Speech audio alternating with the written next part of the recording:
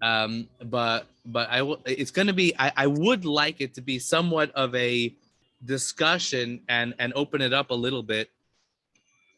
And I'm not really sure where we're going, meaning I have a lot of ideas and I have a lot of things that are bouncing around. In the shul, they said, okay, what's the title of what you're speaking on Shavuos night? So I said, I didn't have, I said, okay, the title is what is meaningful to you? Big question mark. And there's no guarantee that we're going to get to some ultimate truth that, listen, that's what Kabbalah Torah ultimately is. I think then that's why we're heading, meaning really Kabbalah Torah is about trying to open up what is really meaningful, what should be meaningful, what is meaningful. So let's start with that question. And when I ask that question, it's not limiting, meaning what does meaning mean? That is also on the table. What is meaningful? What does it mean to make meaning? What is there such a thing as a subjective meaning? Is there objective meaning? It's all on the table. There's nothing not on the table right now. So I'm opening that question to each of you, and you can give at least 30 to 60 seconds, and as we begin to open this up. I think meaningful is subjective. I think that there are probably things in the Torah that like Hashem wanted to be meaningful to us, meaning I guess there are things that could be objective, but I think for each person, it becomes so subjective, if that makes sense.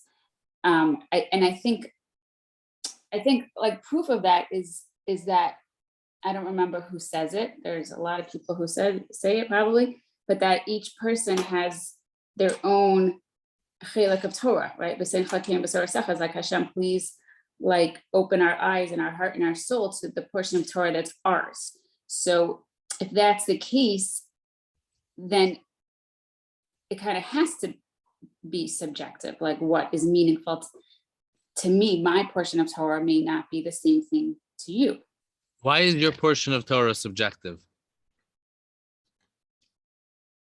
I hear what you're saying. You're saying pashtus, it's subjective because it's mine, and by nature that means that it's subjective to me. Is that what you mean? Yeah, I think so.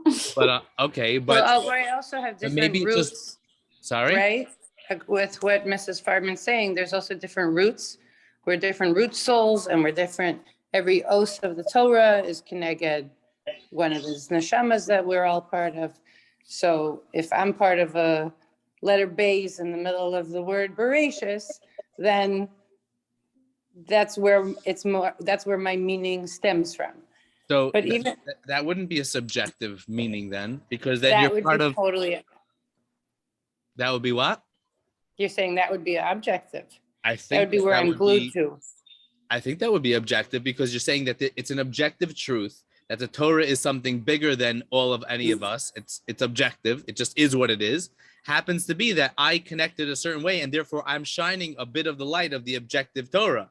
But it's not subjective. It's not different. I mean, the fact that I'm me and you're you that makes us have a different piece of it, but we're both pieces of an objective truth. Okay, so what if that we take that objective truth and we add Bechira into it? And we say, maybe I'm not connecting for 40 years of my life. I'm not connecting to the place I'm supposed to be, or so the place that your experience. So your experience of that objective truth is subjective. Yeah. Okay, I definitely agree with that. I think that's a good definition of your subjective experience of an objective truth. Let's go back 1 second because I didn't fully understand Mrs. Farbman. Could you please restate what your meaning was? Not, if you want to say it the same way, you want to say it differently. So what does that mean that now you have your own? Let's go ask the question again. I'm fully open because I'm not sure if we could put the pieces into proper places. What is meaningful to you? Meaning, again, I don't remember who said it. I learned it from in the shame of somebody. I don't remember who, but I think more than one person says this, that like we each have our own portion of Torah, right? That speaks to us, that is meaningful to us, right? When we say V'sein chalkeinu b'sarasecha, it's Hashem, please help me connect to that portion of Torah that's mine. So just because it's yours, it makes it meaningful. Is your pinky meaningful to you? Well, it's more meaningful to me than your pinky. Okay, so now what does Right. that? So good. Let's open that up. What does it mean? So what is meaningful to you? Meaning your Torah is meaningful to you. Why is your Torah meaningful to you? Because it speaks to my neshama, because that's the life force, right? Rachel Silber taught that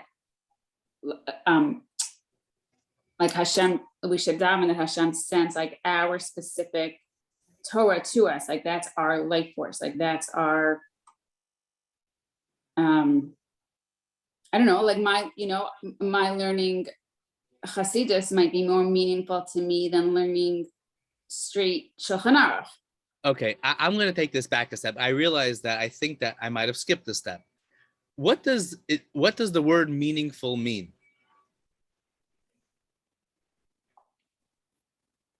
Let's give just a definition. Maybe try to give one or two sentences. I'll give each of you before we even get to what's meaningful to you.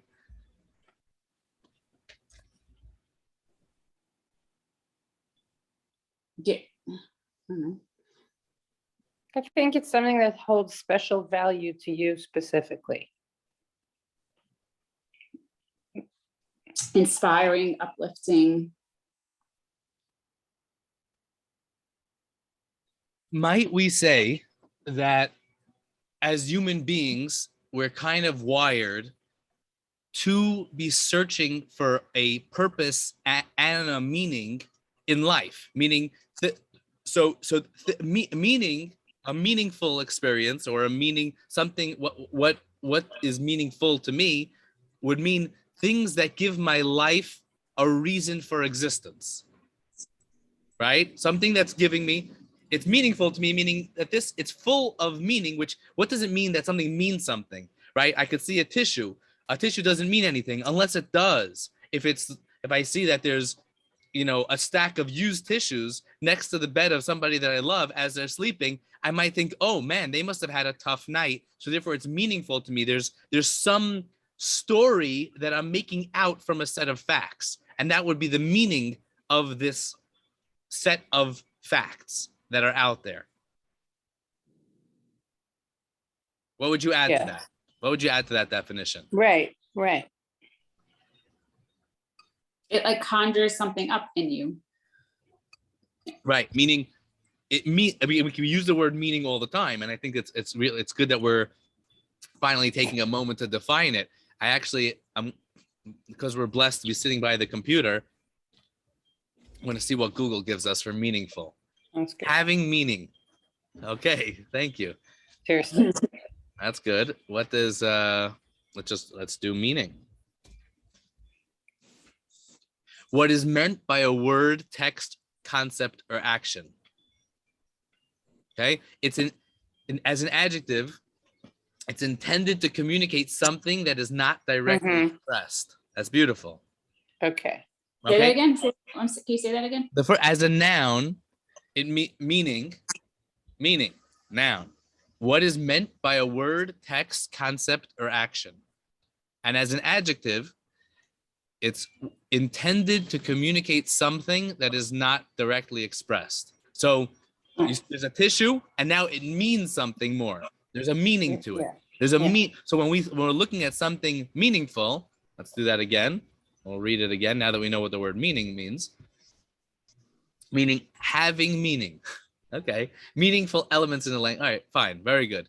So we're looking for things that mean something to us. It gives us something more than just what is written in that word. It's expressing a story, and that's really what it means to be human, right? Because we're getting to the basic element of humanity, is that we're always looking for some degree of purpose and meaning in our life. if somebody's living a life that's not meaningful, then you go like, well, what are you doing with your life? You're just wasting your life. And that person looks at you and goes, I'm not wasting my life. It's full of meaning. And they say, really? But you're not religious. And he goes, well, why does religion have anything to do with my life being meaningful? Right? And we might realize that I'm using that example because we're trying to get to the ultimate avodah of what meaning is. And I think that we really need to open this up and hear like, whoa, there's something deep going on with this Kabbalah Torah, right? Where you were taken out of Mitzrayim, that's awesome. You're now free men. But what does it mean to be a free man?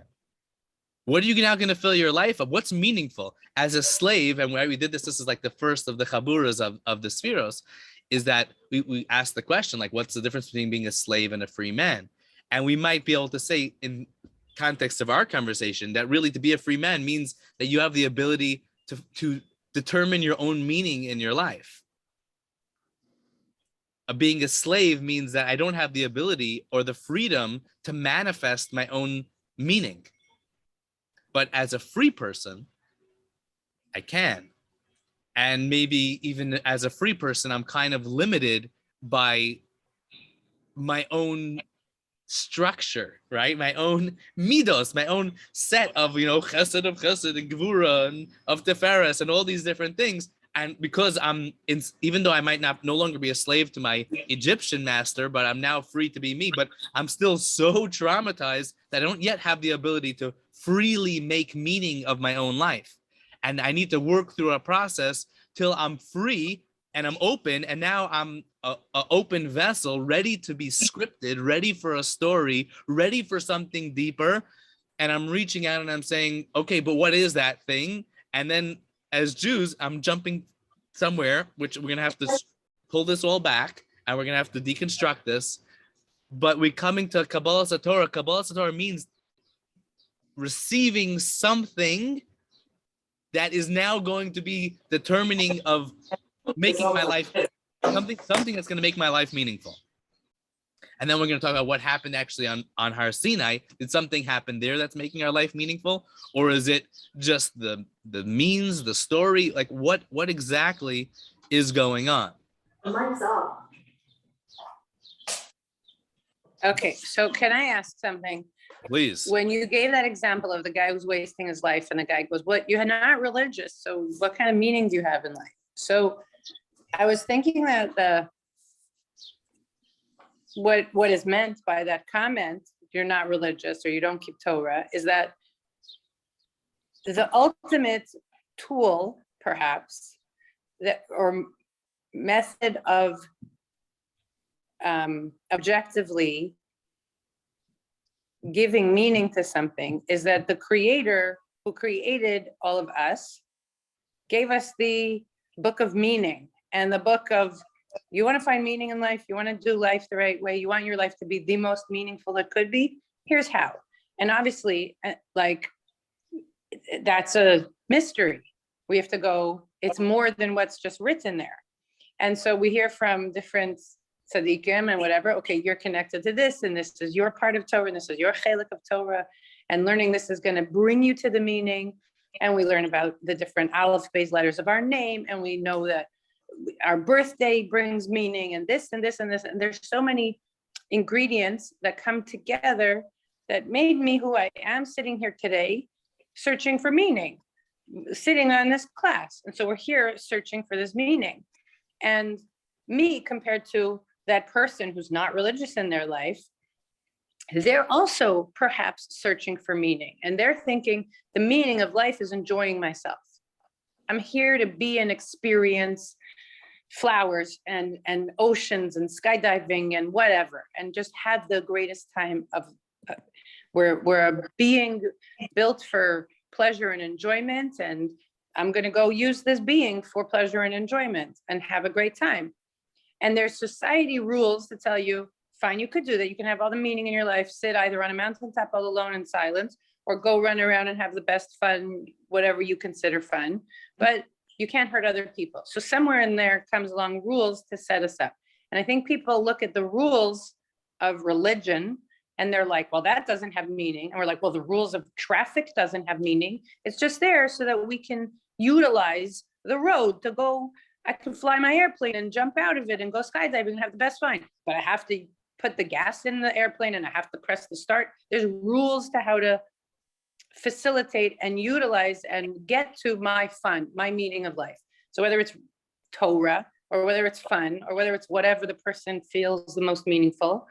So, I mean, some people, the meaningful is to have the most, not only are we wired for fun, we're wired with this crazy brain that is beyond what we could ever figure out. Like this guy whose back broke and he like regrew his spine by thinking about it.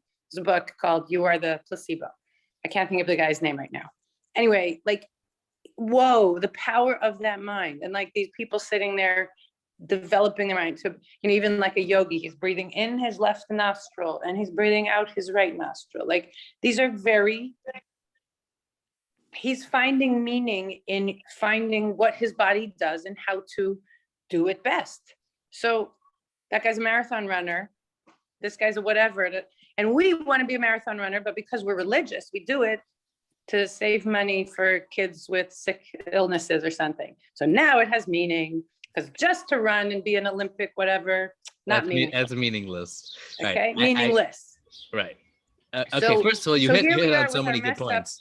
Yeah. We're here with our misaligned mind, thoughts, emotions, physical ailments or dis-ease that we're all dealing with, whatever is out of alignment.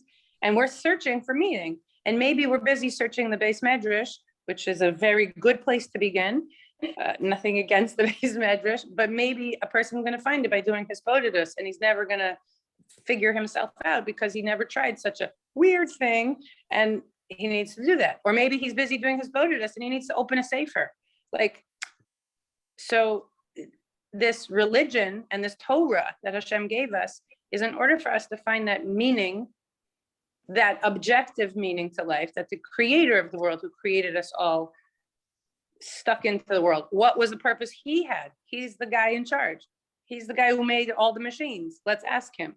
So he says, live a meaningful life. And we're like, well, I don't know what that means. I mean, I'm going to go skydiving. You need hamburgers. Right. So let's do marathons. You said a lot there, and it's really good. Like you hit on a lot of points that I kind of also have filed away. That like, okay, we're going to talk about that in this next hour that we're sitting together, learning, exploring. I don't even know if this is called learning. It's exploration. However, we need to deconstruct some of these pieces, and I'm not sure exactly where to start with it. But so forgive me if we start. But you mamish like put up a lot of those good points. Mrs. Varman, did you want to add anything before we start to deconstruct? No, I'm taking it in. Good. So am I, by the way. I'm sitting back here trying to figure out how we're going to look at this. And I think the first question that came to me from a lot of things that Mrs. Friedman was saying was, can God give us meaning? Or is by nature what meaning is it has to be like, can God make something meaningful to me? Or do I have to journey down the journey of finding what's meaningful and do that journey on my own? Right. So like Mrs. Friedman at the end, even though this was a thought that hit me early on from something else, but then she goes, do you need to do it through hisbodedus, or do you need it through opening a book? And then you go, wait, whoa. Well, what is meaningful to me right now? And so now I think we could reopen that question, is what is meaningful to you right now? I think it's both. I think it's both. I think that there are certain things that Hashem gave us in the Torah to do in order that it be meaningful to us. For example, I'm just thinking of Pesach, right? Of the Seder, or even mentioning Yetzias Mitzrayim so many times in our davening. Like Hashem wants us to think about Yetzias Mitzrayim, and it should be meaningful to us that he took us out of Mitzrayim and that he saved us and he lifted us from the depths of Tumah and he chose us to be his beloved nation. So I think those are all kind of like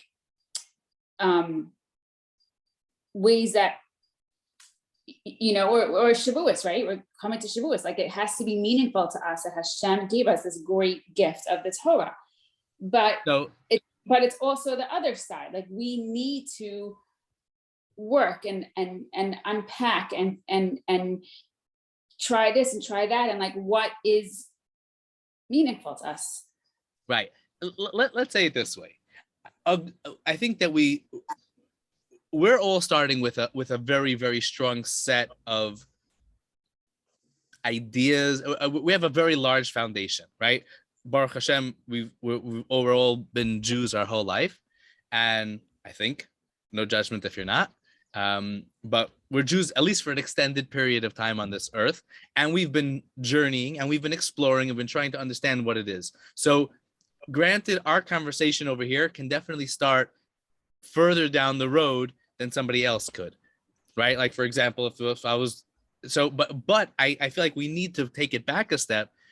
Let's say for our children, right? The fact that the Torah is meaningful to me, how did the Torah become meaningful to me? Because God said it's meaningful? Well, God just saying something might make it meaningful if he said it to me. But there had to have been a bunch of other things that led up and made it meaningful, right? The fact that I learned the Torah, the fact that I have a basis that the Torah is real, and therefore the Torah has meaning, and that there is a God. Well, where did all these things come from? So if I was teaching this, let's say, turning to a bunch of kids who haven't journeyed down this path and asked themselves, and just maybe not even kids, maybe myself as an adult, we need to ask that question and say, well, what is meaningful to me? And why is the Torah meaningful to me? Is the Torah really meaningful to me? Meaning, does the Torah give my life meaning?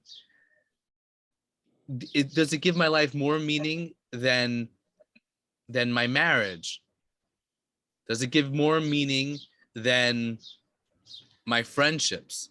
Does it give more meaning than my job? Like, where do these things even fit in? And I think that even if we're going to say that God does give meaning, meaning there's something there that I'm trying to receive from Hashem, but how do I receive an infinite level of meaning, so to speak, to myself? On some level, I have to subjectively work through what's meaningful to me. Even if there are objectively meaningful things, according to our structure, right? We can say that, within our conversation over here, the people that are right now, we're having this conversation, we all agree that the Torah is objectively meaningful. But did I have to subjectively get to that place? And how do I pass this on to the next person? And also, how do I receive a deep meaning for my life if, let's say, I'm not far down the road? Does the Torah carry that ability? I maybe I'm jumping a little bit here, because I think that I'm trying to set up an idea that the Torah has the ability to communicate to us a deeper meaning and to make our lives more meaningful than even what we could just relate to in a given moment. And maybe that's a little unfair. Okay, so I'm trying to go slow, but yet I'm realizing my own frequency. From the object, if we're at a place right now, that's why we're all sort of jumping ahead, because we all are already at a place where the objective meaning that we have all agreed upon is that living a life of Torah and mitzvos, this is our purpose here. This is our purpose here. There's a Hashem, and he created us, and he wants us here for a reason. And so we've got stuff to do, and there's ways to do it. Right.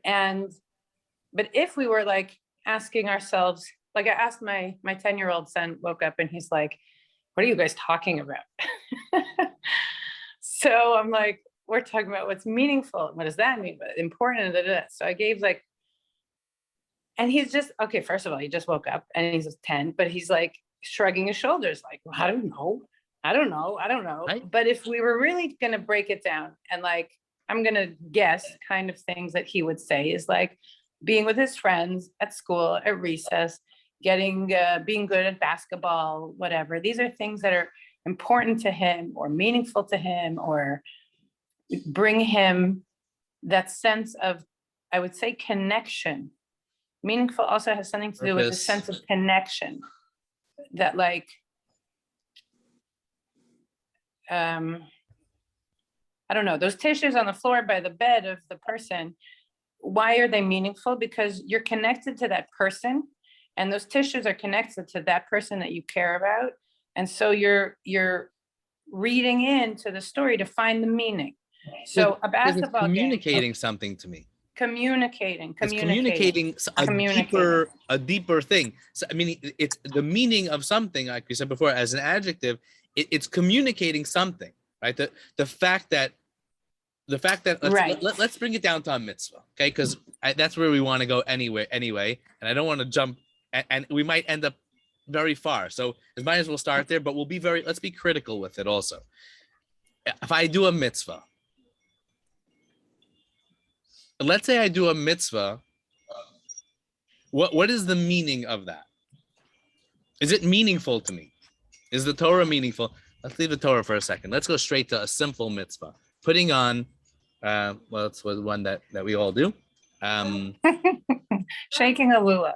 Right. No, I jumped to like tzitzis. It's funny, but we should let's go to keeping Shabbos.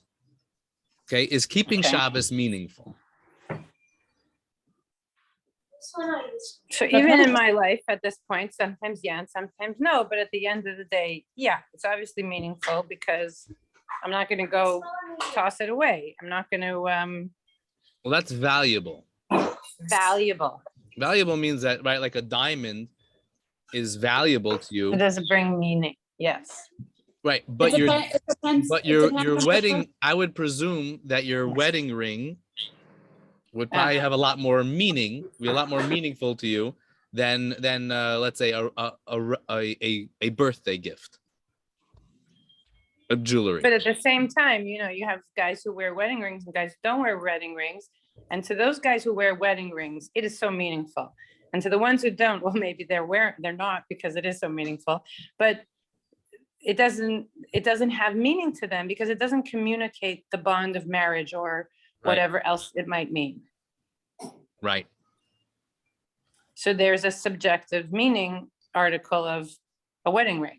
Right. Meaning, and that does also attribute a certain amount of value to it, right? Meaning it becomes more valuable. It's right. Every person's own wedding ring would be more valuable to them than it would be to somebody else. Yes. Right? There's sentiment, there's emotion, there's a lot going on there. Okay. A mitzvah in and of itself, mitzvah of keeping Shabbos, is that meaningful? Is it meaningful to you to keep Shabbos? It depends how you approach it and your kavanah, and obviously like where you are in life and what it means to you. Sorry to use that same word. Right. I'm saying if you're keeping Shabbos just because it's a mitzvah, like just because you have to, that may not be as meaningful as a person who's keeping Shabbos because it's a time to connect to Hashem, to the Shekhinah, to have that. I'm saying it depends on your kavanah, like it depends how you define it, how you approach it. A mitzvah can be a commandment, or a mitzvah can be like from the word, right, tzav, like to connect to Hashem. Right. So let's reach back into that for a second, and I like that. I'm gonna ask you. So is Shabbos is more meaningful to the person that attributes meaning to it? Is it? Yes. Is there no meaning to it if we don't attribute meaning to it? Meaning for somebody who let's say a kid is growing up, right, and looks at his parents and goes, I don't want to keep Shabbos. I don't want to follow your rules. Like, why should I do this? Like, you're making me do stuff. I don't enjoy it. And you say, but it's so meaningful. And he says, but it's not meaningful. And you go, but it is. And how would you, let's ask you, both of you now, how would you attribute, or how would you give your child meaning to Shabbos? right? We don't let's not say what you would say. Let's I feel let's like see if we can- keep ending up back. I mean, in my head, this keeps leading back to this thing that there's a creator of the world, and he created me and everything around that exists. And so if he's the one who made life and he's the one who does everything from all history, this God has done all this with a purpose, with this connection. And our purpose? job and well, listen, if you have David Weinberg's book that Mrs. Farben got me, the whole thing is communication.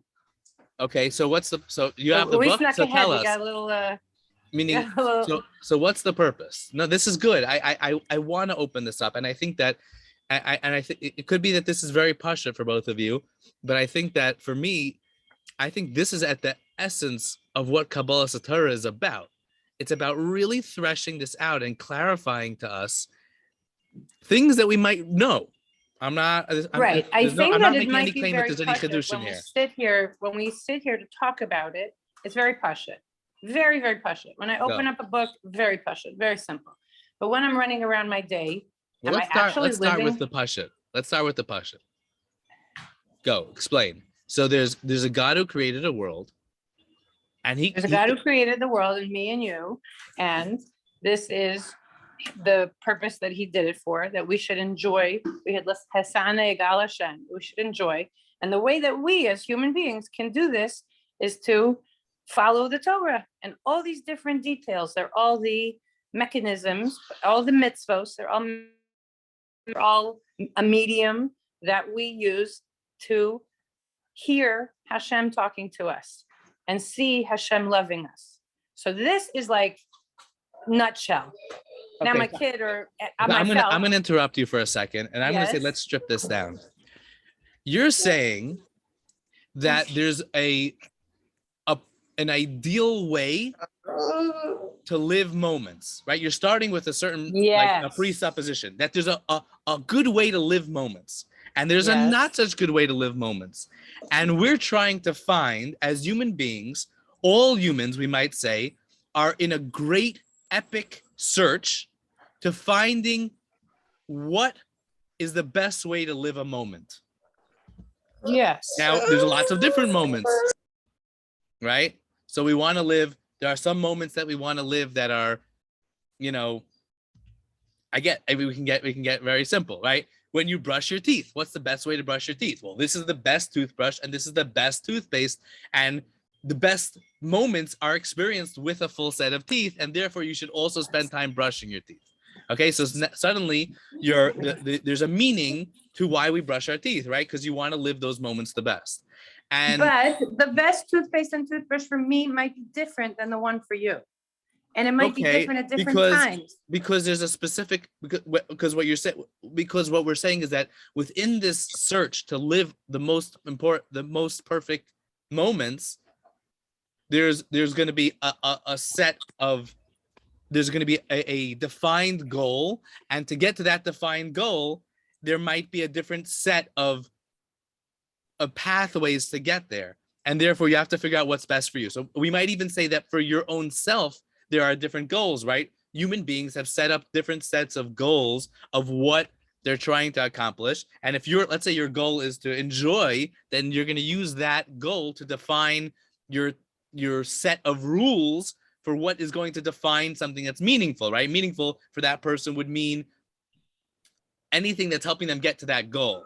And what you're saying is now that there is a creator to the world, and the creator is communicating to us the greatest way to live moments.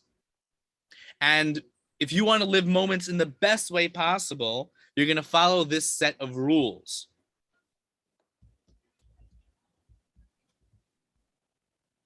Yes, and also that this set of rules has within it, it's not only the medium by which we get to this best way of living, but it's also what causes it to happen even now while you're in the middle of it. If you give it meaning. So I can keep Shabbos for 100 years just because I'm a checklist Jew and because that's the only thing I ever knew. I lived in a place I never saw non-Shabbos. I only saw Shabbos. Right. So I think And we all need I to do strip, is- we need to strip away the checklist Jew, because the checklist Jew, let's have the conversation with the checklist Jew right now. Okay, let's work it through slowly, piece by piece. Let's have the conversation. You're a checklist Jew. Why are you keeping Shabbos? It's the only thing I know. Okay, parents do it, so why don't you but try something else? I don't know anything else. I only know What do that you- it's vanilla ice cream. There is no other flavor. If Okay, you show up and but show you me could also another say flavor, no, meaning by nature there's two options with vanilla. There's yes and no. Not right. But what if I lived on a mountaintop or something and all of the people I know, they do this Shabbos thing every day, every week, that's my whole life. I don't know any different. So So it there's is. comes I a agree with point you, where we but have to ask a question. well, the question's always being asked to you is right now. Well, the question being asked, I think, is how do you live it? And I think that there always is a question of yes or no. Meaning, if I ask you, do you want ice cream, and all you know is vanilla, so the answer is just yes or no. But what there's if you always a don't question. ask me? How- What if how- every Monday at 6 p.m. you give me ice cream and I just eat it? Okay, so let's do something that we mamish are like that. Let's talk about breath work, right? So we'll say, do you breathe? So it's not even a question, yes or no, because you breathe, right? But then I turn to you and I say, wait, there's different ways you can breathe, and the different ways that you go, oh, so I didn't know that I could do that before, right? So that we Okay. might say that Yeah. until we brought attention to it, we didn't even realize that there was an option for living a different way. We might even let's get even more funky, right? Your thoughts, right? A kid might think that their thoughts just are. And then at some point you realize, wait, no, I don't have to necessarily just accept them as truth. They're just thoughts. And I was never taught that thoughts can actually be not necessarily one thing, meaning that I have a choice there. Okay, I like that. I like this a lot. Now let's open this up a little more. What if we say we're living our lives, and so now Yehuda Raice showed up here, and we're supposed to have a shir of Torah. Instead of having a shir of Torah, we ask the question, well, what's meaningful to you? So the question is not what I think should be meaningful to me. The question now that we really need to strip down to is, what is actually meaningful? What actually has meaning to me right now? And there might be a subtle difference between what I want to be meaningful to me and what actually is meaningful to me. Meaning that there are sometimes that there are things that just actually are meaningful, right? Like, let's say, for example, my kid getting a turn on the computer is actually meaningful. Like, it's meaningful to him whether he gets a turn or not. Now, what does it mean that it's meaningful? Is there actually meaning in it? Not necessarily, but it makes his life worth living, right? That's a definition of meaningful that maybe we didn't talk about before, right? It makes a life worth living. Another thing is that it could have meaning to the story, meaning this is interesting. I don't know if we tapped on this before. There's a value to why I'm doing this, and that doing this makes my life valuable.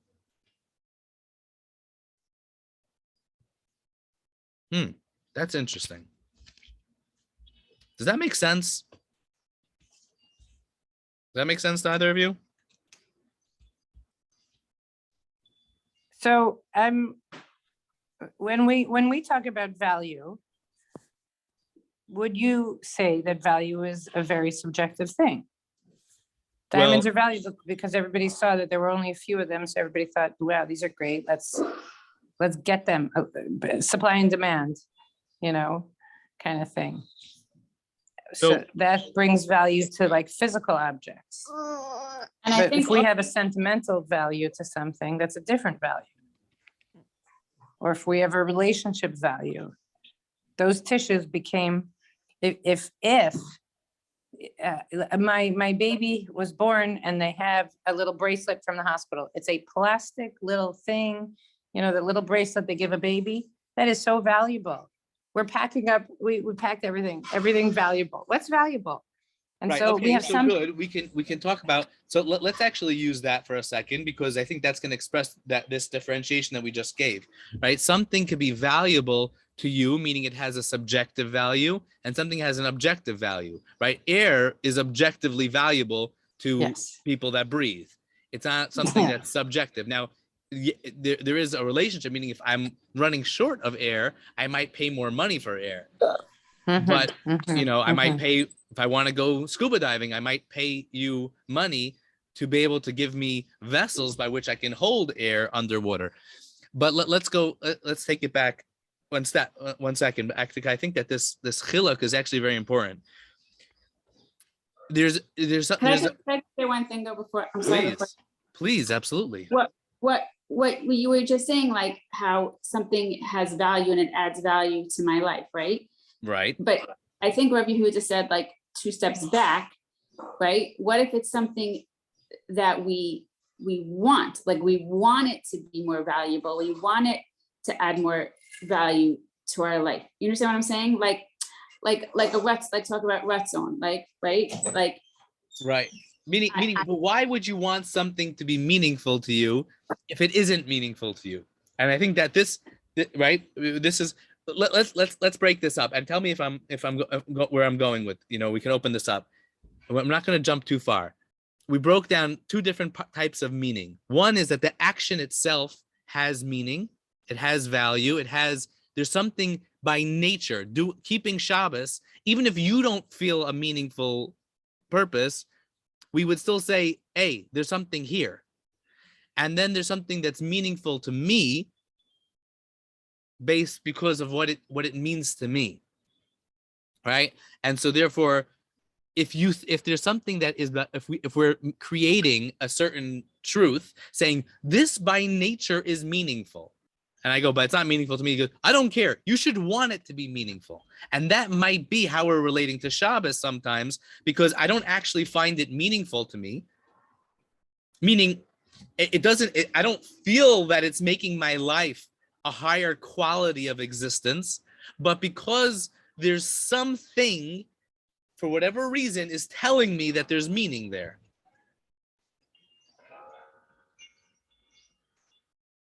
Right?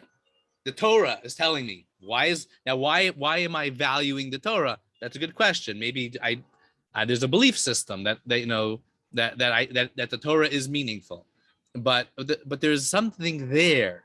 There's something there that we're saying objectively, right? If you ask an observant Jew, they're going to say there's an objective meaningfulness to doing a mitzvah, whether it's meaningful to you or not.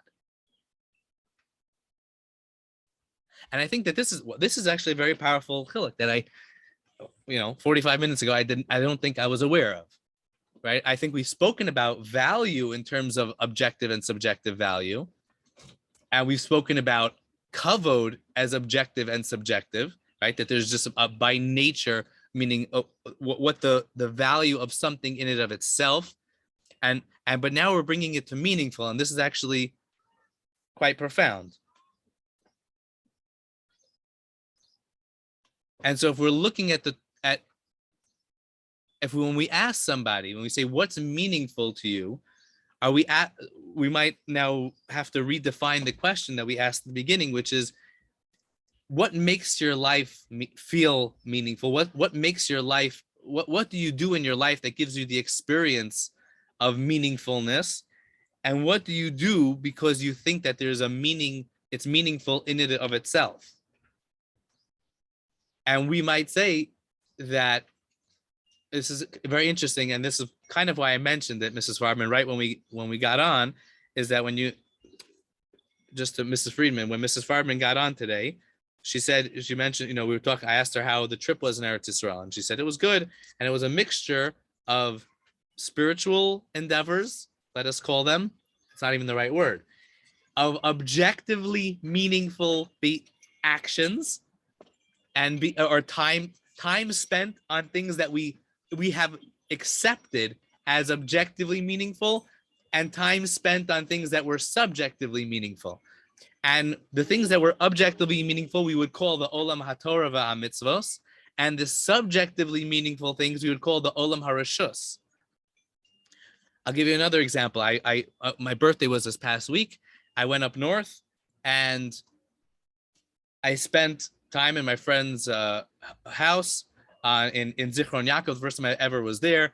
Like, you're high up on the hillside looking out at the ocean, and I just did yoga and breath work and davening, and I just did it by myself. And I did what was subjectively meaningful to me. And then my friend said, we could just hang out here all day. And I said, no, I want to go to Kivrei Tzadikim. And as I was thinking, I was like, wait, why do I want to go to Kivrei Tzadikim? Is it because it's objectively meaningful? And I didn't even realize I was making this debate. And I realized, no, I want to actually go hang out with Rabbi Akiva. Like, I want to sit by his cave. I not because there's the shla, being by the shla on Erev, on Yom Kippur, on Erev Rosh Chodesh and Yom Kippur, and say that special tefillah by the shla's caver had a certain level of objectively meaningful. Like, I attribute, because of some beliefs that I have ascribed to, that it's valuable. My own personal experience wasn't as important to be there. But so now this is getting very interesting. I think this fits right in with our Nakuda Sabachira a little bit. Okay. That at a certain point where we buy into the system of this creator of the world, and we say, okay, he has put the meaning in, and I'm at a place in life where I want to go say that tefillah of the shla at the shla's kever, like, it already is my ratzon, because that point of bechira has reached that place. This is what I want to choose. I want to choose his choice. And obviously this is like an infinite scale of growth, of going from choosing like, oh my gosh, I'm up here, let me go to the vineyards and check out Carmel Winery or whatever. But I want to drop one little point in there.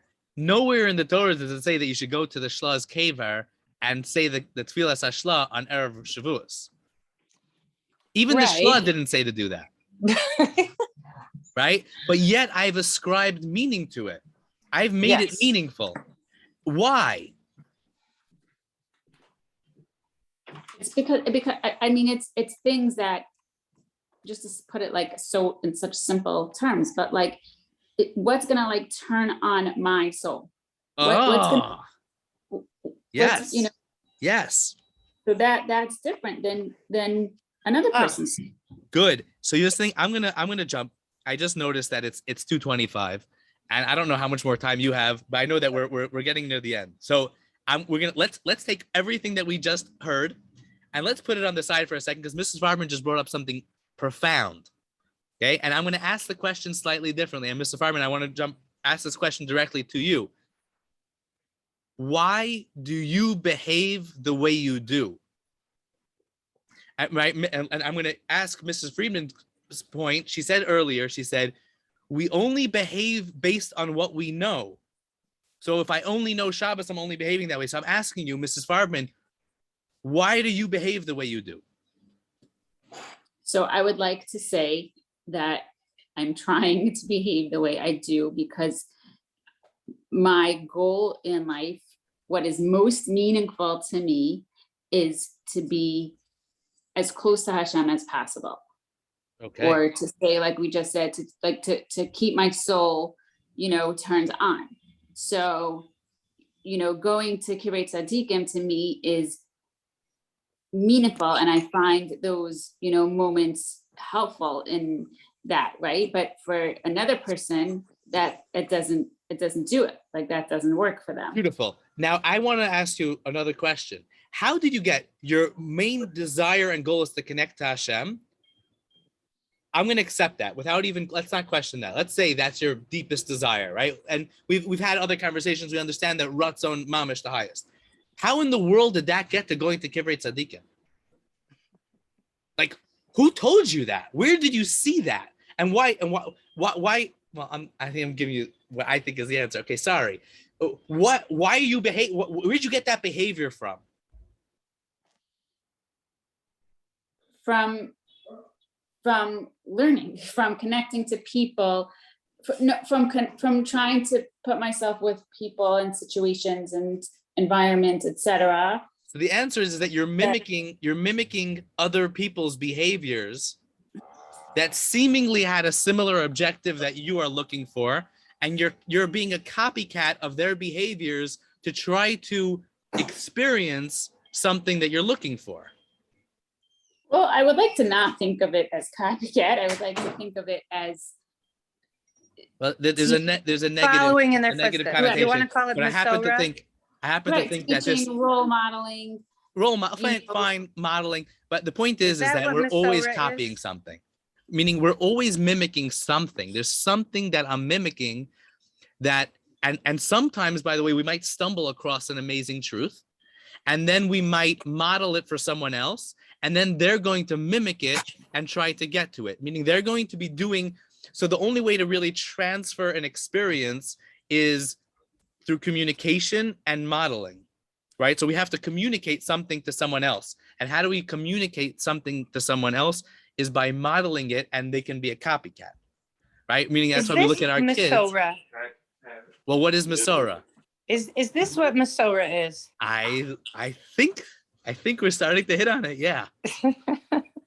And I think that's why Masorah is so much more than well, I'm feeling the pressure of time, and I feel like I want to thresh this out for another 4 hours. So if this is what Masorah is, then you have Moshe Kibbel Torah Misinai, and you go down that chain of Masorah. And this is where we're sitting at the bottom over here with kids one generation lower.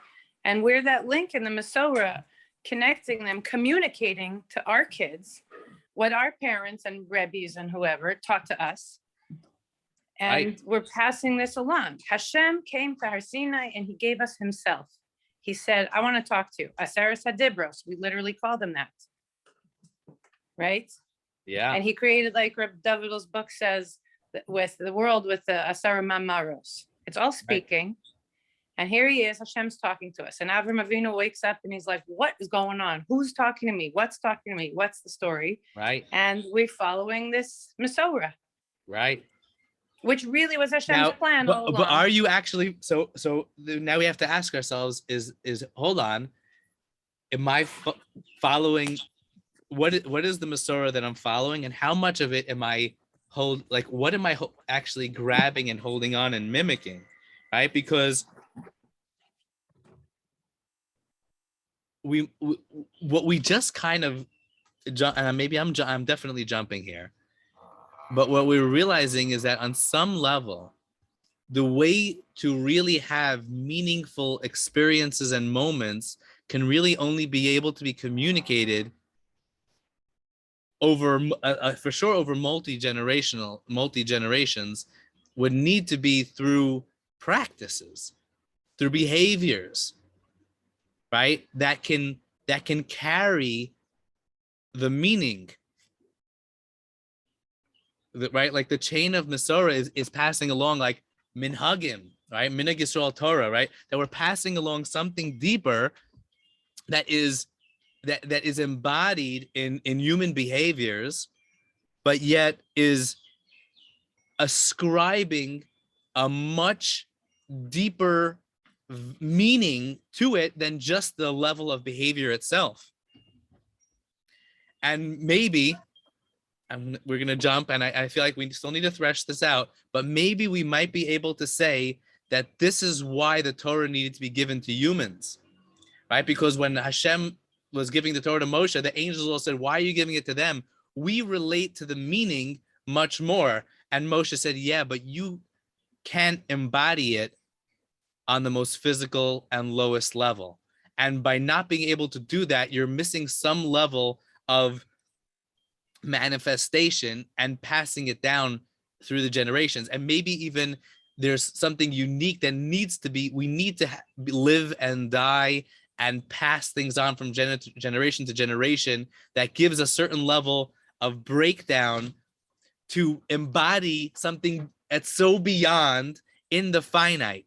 And sometimes that might even require us not having and understanding the meaning, but maybe just doing the practices and journeying towards meaning.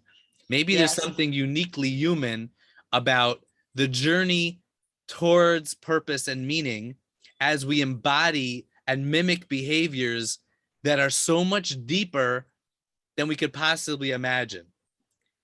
And I would like to put this into the lashon of the Mishnah. This is from the Baal Shem Tov, but I want to put this into the lashon of the Mishnah in Avos. That what is the difference between being a Talmud of Avram and being a Talmud of Bilam? To be a Talmud of Avram Avinu, they have an ayin tova, a ruach nemucha, and a nefesh shvela. And to be a Talmud of Bilam, you have a ayin ra, you have a ruach gevoa, and a nefesh rechava. And the difference between those things is, one is we're embodying, we're being a Talmud, to be a Talmud of Avram is to embody something that is bigger and beyond, and to accept a level of journey. Avram was looking for Tikkun Olam, so he embodied it in the moment in practices and behaviors that don't necessarily get you to the end zone in one shot, but they embody something, and they create a vibe and an energy, which he struggles with it, right? This was the Torah of Pesach that we said, how do I pass this on? How do I pass this experience on to my children? Whereas Bilam didn't care about that. Bilam just said, I want to have that experience. Tamas nafshi mos yisharim. I want to get to the end zone, and I don't care about the process. Avram's relationship with Chumrius is vayachavoshes chamoro. He prepares his own donkey, but when it's time to separate from it, he's able to leave it. That's a nefesh shvela. Is the chamor, the Chumrius is a nefesh shvela, putting it on the side. Whereas Bilam, he's riding on the donkey and using it for his own pleasure to horrible levels. Meaning, it's a nefesh rechava that is not contained. It's not where it's self-indulgent. It's trying to get himself to that place where he's looking for.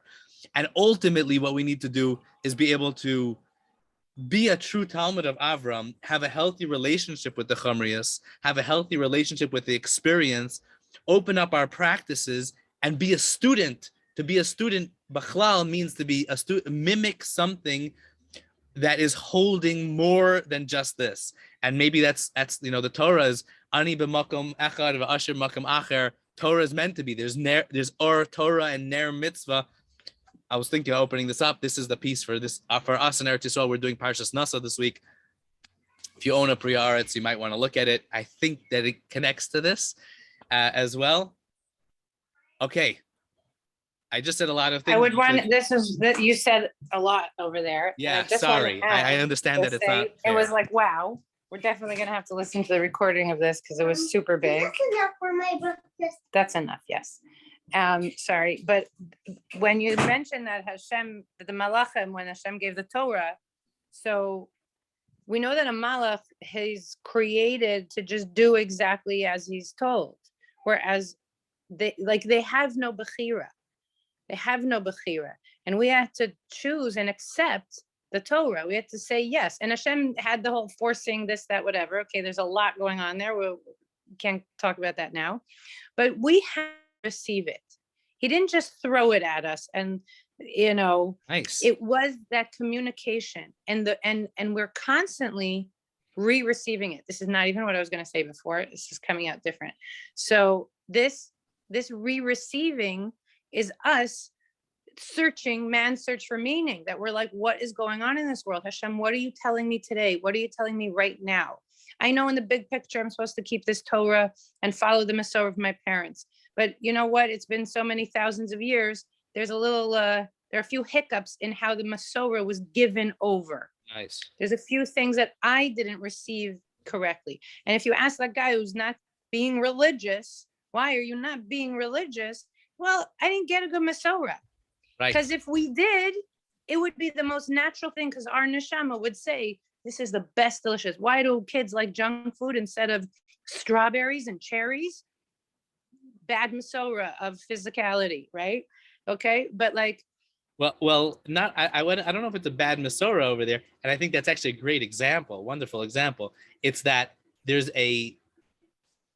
it's because they haven't yet gotten to the place of understanding that there's a meaning that's larger than self-indulgence, right? Meaning they haven't made the connection between the value of healthy eating and quality life. The same reason why somebody's not Shomer Shabbos, right? A Jew who's not Shomer Shabbos. Yes, They yes. They don't understand that they junk haven't made food that is going to yichud. ruin them, and strawberries and cherries are going to heal them and help them. Right. And by the Yeah. way, this is really everything of Yeah. what it means to be a Jew, is that we're trying to figure out, or Hashem says, Hashem doesn't say, I'm giving you Bechira to choose between stuff. He says, I'm giving you Bechira to choose between life and death. What kind of free choice is that? And the answer is only because we haven't manifest, and it's up to us to subjectively apply meaning as we try to relate to the objective meaning within the Torah. And the journey is learning to become a vessel for this. And the way to become a vessel is by being a Talmud, by being somebody who's a student and a ben Torah, a bas Torah, to be one that we receive once we come into the level of Ruach that we've spoken about, right? We've stepped out of the Nefesh into Ruach. Now we could be a ben Torah, receive from our Neshama, to be able to now live the quality life. And there's meaning. Now we're also adding that there's a huge meaning to this journey, right? Yes, that's really also very powerful. And really, when we say our Berchas HaTorah in the morning, we say Lilmod, Ululamed, Vila'asos. Those three are tied together. Lishmor Vila'asos. We need Lishmor. Thank you. We need to, and you know, like when it comes to Shabbos, we have to, you know, guard and do. So all the mitzvahs, really, we have to do that. And what does it mean to guard them? I think what I'm hearing right now is that, like, really learn them, really understand it in a way that we know if you really learn something, you can give it over, right? So we're chewing this all up here.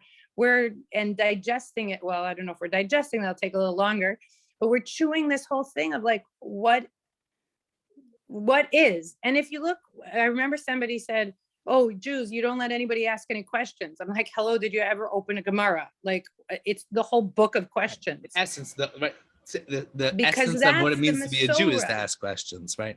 This is the Masorah of why, what, how, where, when, what's the purpose, what's the thing, and you know, like if we're not, and sometimes the Masorah might be, you know, those hiccups because we didn't receive it properly because of whatever reason, and therefore we're trying to give it over and we're not holding it yet.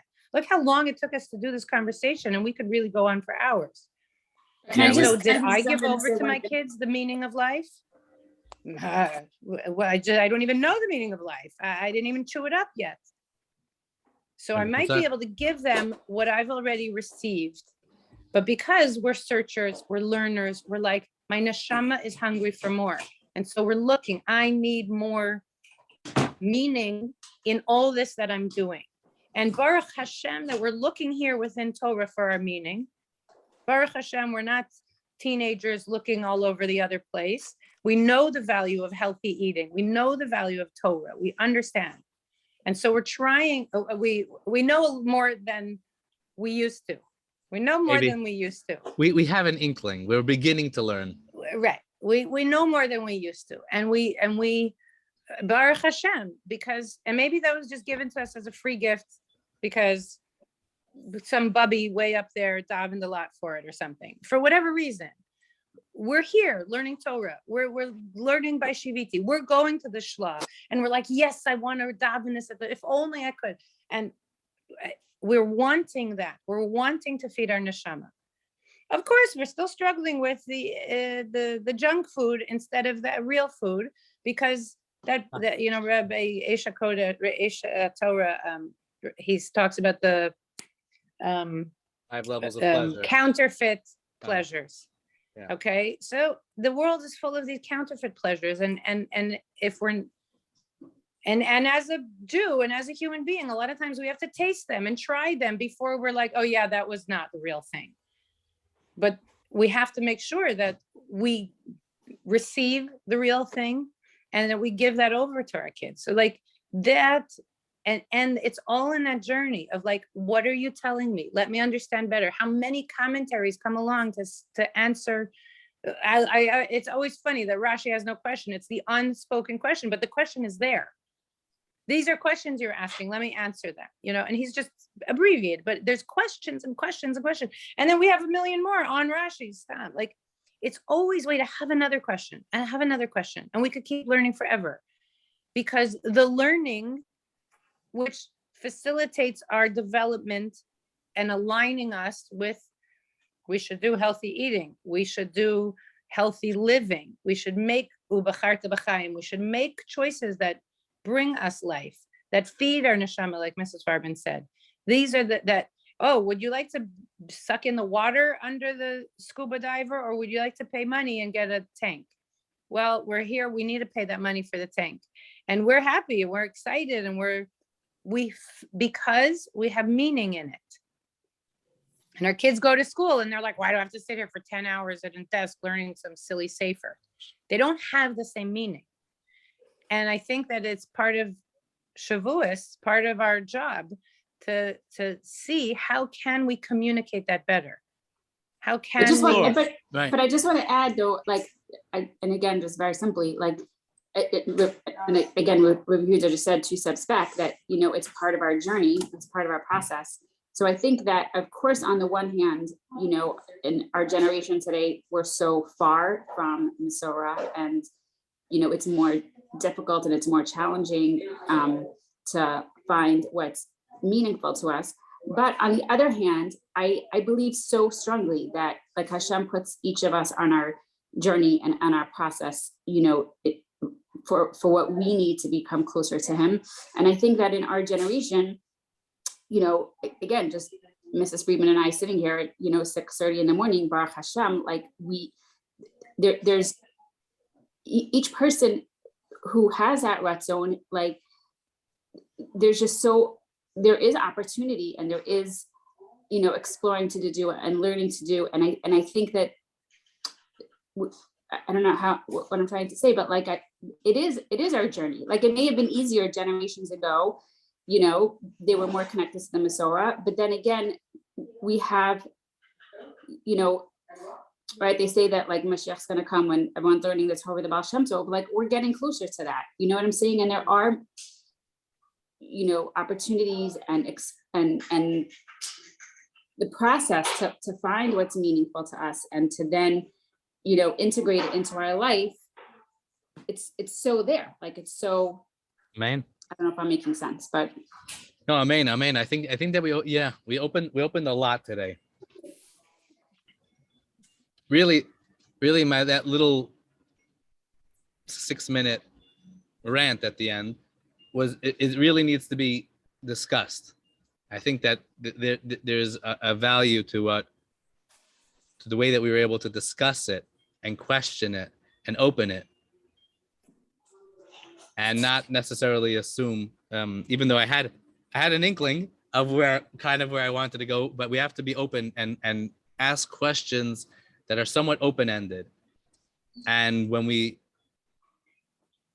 ask those questions, maybe just to connect also to what Mrs. Friedman said earlier, like, do we need to do a spodidus, or do we need to open the books? And Mrs. Farben said we need to do both.